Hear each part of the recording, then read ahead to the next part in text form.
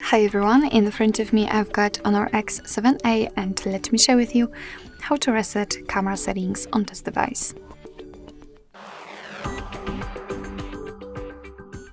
So first of all we have to open the camera app and right now let's enter the settings. What is more, just a quick disclaimer, I hope that you can see those green lines. I've applied them before I've started the recording because I like to show you the visual evidence that the reset option will work. So after the whole operation they should disappear. So as I said, let's enter the settings. Here we have to scroll down to the very bottom and tap on Restore Defaults. Confirm it. And as you can see, we just got back to the camera. We cannot see the grid lines, which simply means that we just successfully reset the settings.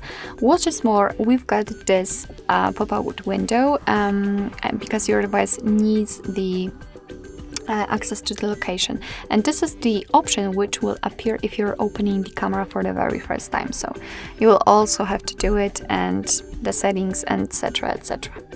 So basically, the conclusion is that we just successfully reset camera settings.